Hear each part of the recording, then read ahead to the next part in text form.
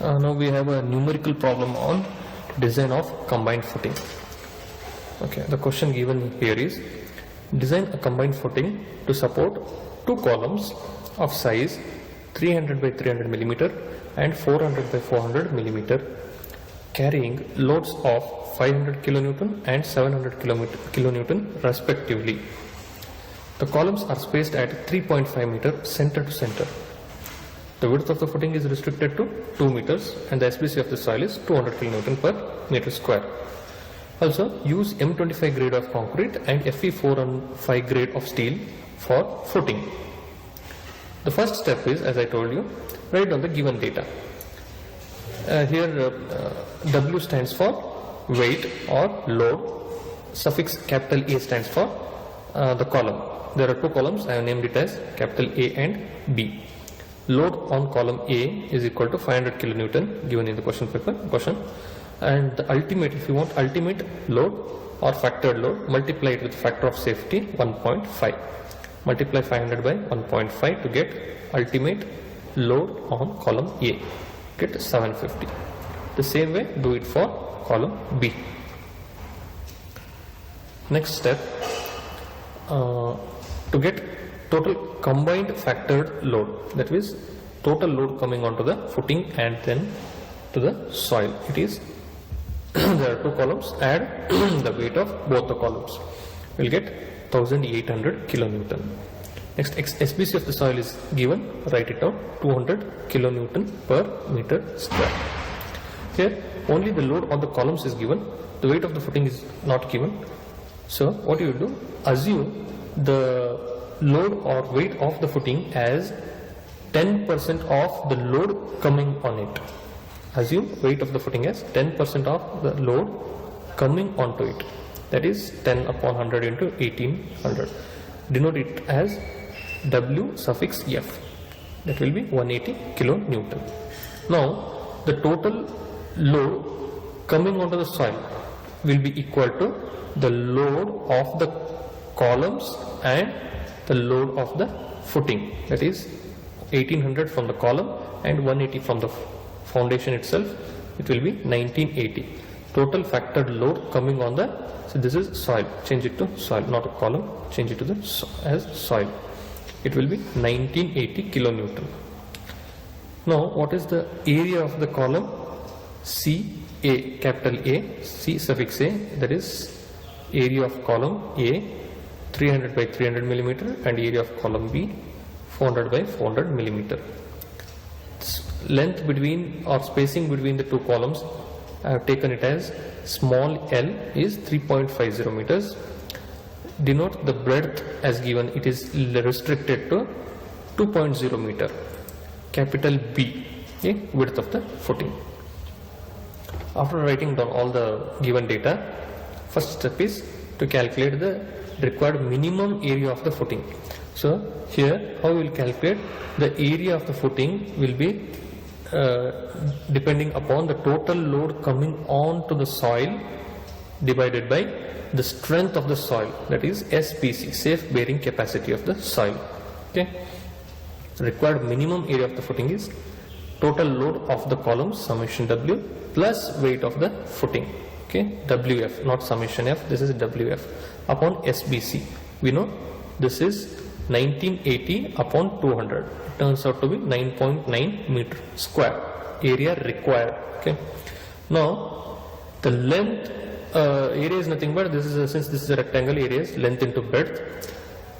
Breadth we know it is restricted to 2 meters. So calculate the length. It will be 9.9 upon 2. So 4.95 meters length. It is the required length. But we'll for just for safety this thing we'll round it off to next higher number. Round it off to provide 5.0 length. Okay. Now area required was 9.9. So area provided will be length 5 meters into width 2 meters. It is 10 square meters. Area provided is 10 square meters. Now calculate the net pressure on the soil. SBC was 200. So what is the pressure we have adopted this thing? Net pressure on the soil is load coming on the soil upon area provided by the area of the footing provided. So load is nothing but 1980, area provided is 10 meters square. It turns out to be 198 kilonewton per meter square, which is less than SPC, that is 200 kilonewton. Hence we can provide this area. Next we'll proceed further. Now net pressure or stress on the top of the footing. What will be the force or stresses pressure on the top of the footing? That is nothing but only the load of the total load on the footing, that is the load of the columns coming on the footing. Load we know, summation W. What is summation W? 1800. The area provided is 10 meters square. So the pressure on the footing, top of the footing, not bottom. This is the top of the footing. It will be 180 kilonewton per meter square. We'll use this one in our further calculations. Okay. Next step is location of the centroid. This you have done in your engineering mechanics first semester or first year rather. You have a system of forces, that is more than one forces acting on a structure. Okay, that is called system of forces. For system of forces we locate the centroid. Okay, how? Or resultant. Okay, location of the centroid of the resultant. What will be the resultant is nothing but the a force which will cause the same effect as the summation of all these forces. Same effect. See, since these forces are acting in vertical downward direction, the magnitude we can simply add. Even though this is a vector quantity, you can add these numbers, so you'll get the same magnitude. R is equal to WUA plus WUB, that is 750 plus 1050, it is 1800. The magnitude we got. But what is the location? You can use moment concept. There was a theorem on theorem of moments in your first year, if you remember that. Take moment at any one point, so the resultant of the moments of these two forces will be or should be equal to the resultant of moment caused due to this force at the same point. So take moment. I'll take moment at point A, okay, under column A. What is the moment due to this force? 750 into 0, because it is directly acting on A, so the distance is 0. Next, 1050 into, what is this distance? 3.5. 1050 into 3.5, moment at point A. That should be equal to the moment caused due to resultant. I'll term this distance as XA, okay, the distance of resultant from column A, X suffix A. Moment due to this force will be magnitude of the force into distance. So magnitude is capital R, the distance is XA. Only this is unknown. R is 1800. Calculate XA. From this equation we have calculated XA. This turns out to be 2.04 meters. Now we have calculated this XA. This L is given 3.5 meters. So we can easily find out XB. It would be 3.5 minus XA. Now, since we are designing this as a rectangular footing, this is in the shape of a rectangle. This will also have a centroid of gravity, centroid or center of gravity that will be located at the center. So, if the length is capital L, then the length to the left of this footing should be L by 2, and the length to the right of the footing will be L by 2. Logic, okay? This is L by 2, this is L by 2.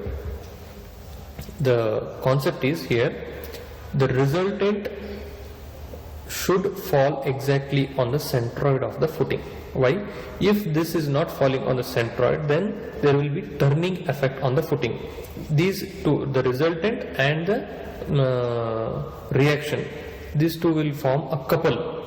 So in order to avoid that, the resultant should directly fall on the reaction or the centroid of the footing. So here what happens? Vertically downward force and vertically upward force will cancel out each other.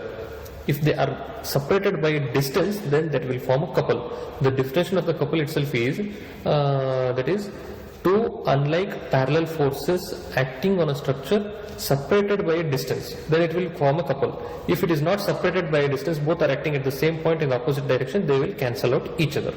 So the resultant should fall exactly on the centroid.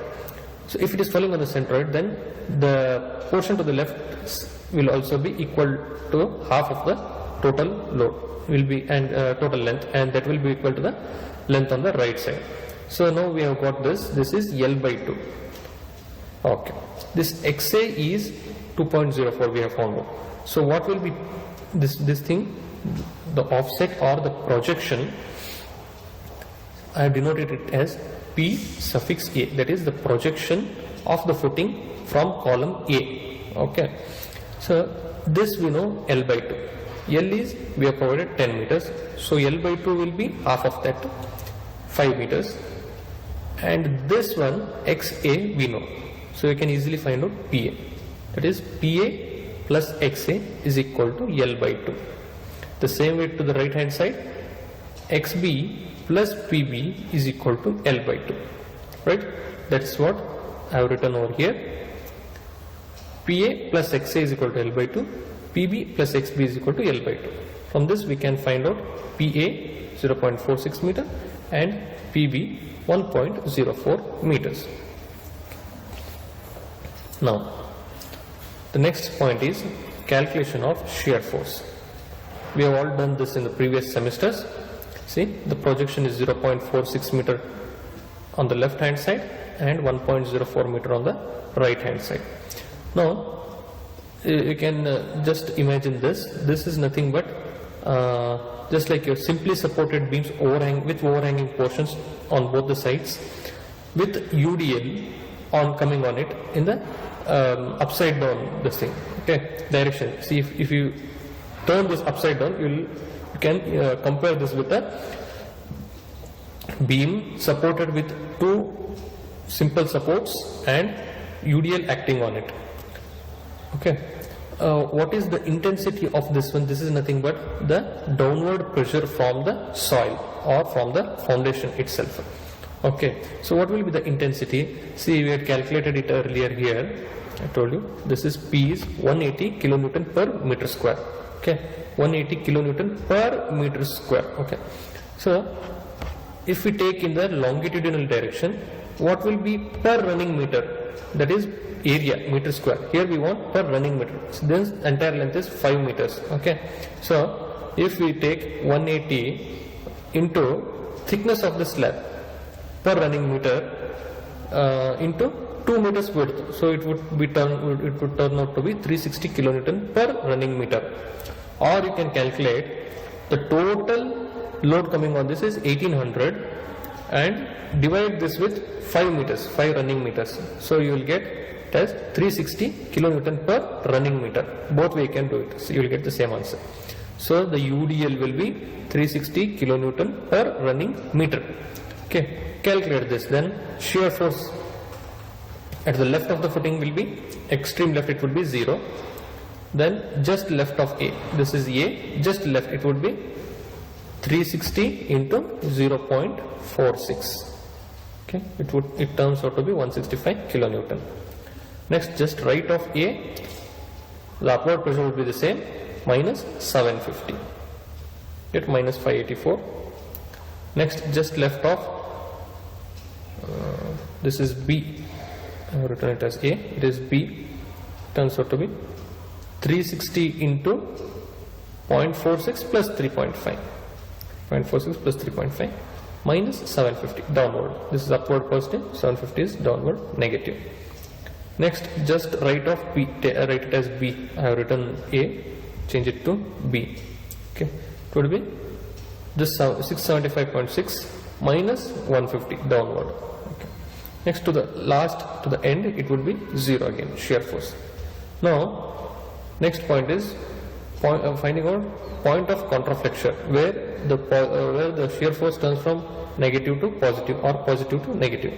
One would be directly below the column because it was going upward shear force, then it turns it comes down here, it turns negative.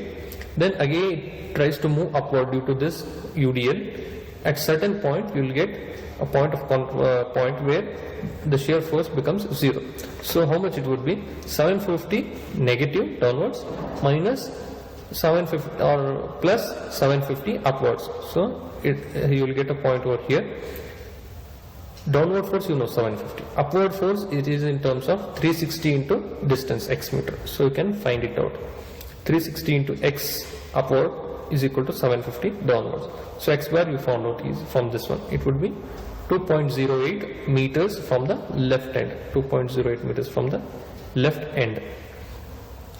Now what, from here it would be 2.08 meters. So what is the distance from this column? You can directly deduct 2.08 minus 0.46. You will get it as 1.62 meters from capital A column. Same way, find out bending moments at all the points. At the left end it would be 0 as usual. Bending moment at A, column A would be, what would be the moment due to UDL? W x square upon 2. W is nothing but 360, x is 0.46. See here you can see. X is 0.46. UDL W into x square upon 2. It turns out to be 38.09 kilonewton meter. Next, at point B, it would be 30 into, what is the distance? 0.46 plus 3.5. X square upon 2. Clockwise, positive, minus moment due to this force, 750 into 3.5. 750 into 3.5 at B. This turns out to be 197.69 kilonewton meter. And bending moment at point of contraflexion. This would be the maximum bending moment, hogging bending moment. This would be, where is the point of contraflexion? 2.08 meter from the left hand and 1.62 meter from column A. It would be here. Find out these two, you will get it as minus 436.25 kilonewton meter maximum. Okay. Next, again at the end it would be 0 at the end. Okay. Now draw the footing, weights, loads on the foundation. Draw SFD. Here it is 0. It is 165 minus 584. Point of contraflexure 0. 675 minus 375 0. Erase this line. This is not right. Okay. Next, the same way draw bending moment diagram. 0 plus 38.09 minus 436.25 point of contraflexure. Next, 197.64 kilonewton meter, and then 0 again. After after drawing this BMD, SFD BMD, you will calculate the depth of the footing. There are two considerations. One is shear force or punching shear, and then the other one is for bending moment. Okay. First, you will calculate shear force. This is nothing but, you have an equation. On the left hand side you have perimeter of the column into depth of footing into safe punching shear. This should be equal to ultimate load on column minus net upward pressure on the column area. Okay. For column A, what you have? Perimeter of the column, that is 0.3 meter into 4 times, since this is a square. So the perimeter becomes 0.3 into 4 into depth of the footing is capital D. Safe punching shear for M2025, take it as 1, or I have taken it as 1, you can take it as 1.8 or something like this, okay, of this range. 1.8 Newton per millimeter square. Then you have to convert it to kilonewton per meter square. This becomes kilonewton, 10 raised to 3 minus 3 upon 10 raised to minus 3 whole square. Okay, it becomes 1000 kilonewton per meter square. Okay. Here it is 750 kilonewton minus 180 into 0.3 square. Ultimate load on the column A is 750 minus net upward pressure on the column area. Pressure is 180 into area, column area is 0.3 square. If you solve this equation, you will get capital D as 611.5 millimeter. Solve this equation, only D is unknown. Same way for column B, if you substitute all these values, you will get capital D as 638.25 millimeter. Capital D, depth of the footing. Now considering bending moment, what you have? You have equation mu limit is equal to 0.18 FCK BD square. Here equate mu as mu limit. You have maximum bending moment, I told you 436.25, 0.138 as it is. FCK is nothing but strength of concrete in compression, 25 Newton per millimeter square. Breadth, take it as 1000. Depth is unknown, only small d is unknown. substitute over here, you'll find out small d as 355.6 millimeter. This is less compared to this one.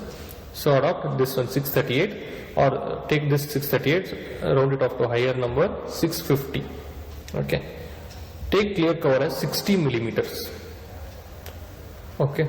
So what you will have, adopt reinforcement, main reinforcement bar as 20 dia bars. Okay. Now what is small d? Nothing but 650 minus 60 minus half of the diameter of the bar. It turns out to be 580 millimeters. Small d as 580 millimeters. Okay. Next step is calculation of steel. For Hawking bending moment, this is the maximum this one bending moment. You calculate the steel. We have mu by Bd square is equal to, see mu is this one, B take it as 2000, D is 580 square. You will get 0.648. Okay. Use this one to find the PT. You can use the SP16 table 3. Page number 49, or you can use this equation as well. PT is equal to 50 into 1 minus root of 1 minus 4.6 upon, this is FCK, into this one is mu by Bd square, this is Fi by FCK. You can use this equation, or you can use the chart from our table 3 SP16. You will get PT as 0.185. Okay, percentage of steel. Use this in the equation. AST is equal to PT BD upon 100. PT is 0.185, B is 1000, D is 580. You will get AST as 1072.65 millimeter square. Also you can check for minimum steel required. How much is the minimum steel required for a slab? 0.12% of the gross cross-sectional area. 0.12 percentages upon 100 into 1000 into 580. You will get as 696 millimeter square, which is less than 1072.65. So what you will do, provide, as we told earlier, provide 20 dia bars. The area will, spacing will be calculated in this manner. Area upon steel required into AST into 1000. That is 293 millimeter spacing. Okay. Now provide 200 millimeter center to center spacing. Should be less than this one, not more. Okay. That is, provide 20 dia bars at the spacing 200 mm center to center. Now calculate the distribution steel. How? It is also 0.12 percentage of gross cross sectional area. It turns out to be 696 millimeter. Provide dia 12 bars at 150 mm center to center. Now the next step is check for shear at the end projections. At the end, what do we have? At the end means where you will have shear. I'll show you. You will have shear in this portion. Okay, shear force will be maximum at this portion. Here also or here also. See, here the distance is only 0.46, so the force becomes less. Here the distance is more, so the shear will also be maximum at this point. Okay. See, what is the upward pressure? It is 180, and the distance here is 1.04. Calculate VU. So the net upward pressure, see, it is from the soil coming, not from the not from the load on the footing. It is soil upward pressure. This is 198 into the distance projection is 1.04, B is 1 meter, D is 0.58. This turns out to be 0.355 Newton per millimeter square. So, okay. Now we have to calculate tau C. How you will calculate tau C? Using AST provided. Earlier I had provided 275. See, this is 293, so I had provided 275 millimeter.